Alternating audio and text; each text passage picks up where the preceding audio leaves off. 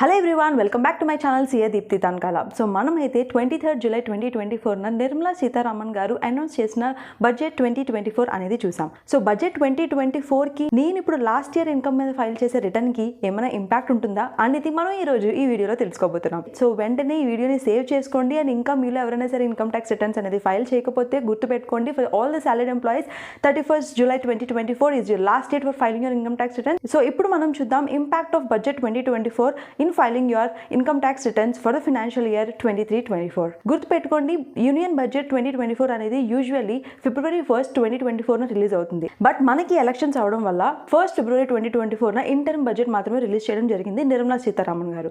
దానికోసం మనం డీటెయిల్డ్గా ఒక వీడియో కూడా చేసాం. సో ఇప్పుడు అనౌన్స్ చేసిన బడ్జెట్ మనకి 2024కి అప్లై అవుతుంది, starting from 1st of April 2024. మనం ఇప్పుడు ఇన్కమ్ ట్యాక్స్ రిటర్న్స్ అనేది లాస్ట్ ఇయర్కి ఫైల్ చేస్తాం, అంటే ఫర్ ద ఫినాన్షియల్ ఇయర్ 23-24. మనం ఇప్పుడు ఫైల్ చేసే రిటర్న్కి మనకి యూనియన్ బడ్జెట్ 2023 అప్లై అవుతుంది. సో మన ఇన్కమ్ ట్యాక్స్ రిటర్న్స్ అనేది హ్యాపీగా with in due date file చేసుకోవచ్చు. సో ఇప్పుడు మనం కొన్ని పాయింట్స్ ఇంకా క్లియర్గా తెలుసుకుందాం. బడ్జెట్ 2024 అనేది effective from 1st of April 2024. Point number 2, మనకి రివైజ్ చేసిన new slab rates in the new tax regime అనేది is also effective for the financial year 24-25.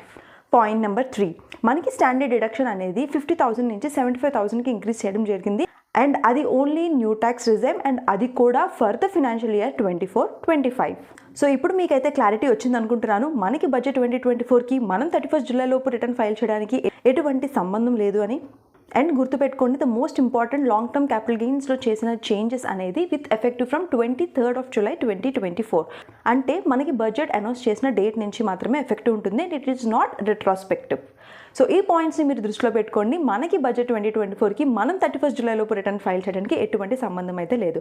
So మీలో ఇంకా ఎవరైనా సరే ఇన్కమ్ ట్యాక్స్ రిటర్న్స్ ఫైల్ చేయలేదా? అయితే hurry up, it's time to file your income tax returns to avoid late fees and penalties. Already మీరు ఎవరైనా సరే ఇన్కమ్ ట్యాక్స్ రిటర్న్స్ ఫైల్ చేశారా? అయితే don't forget to mention that in the comment section below.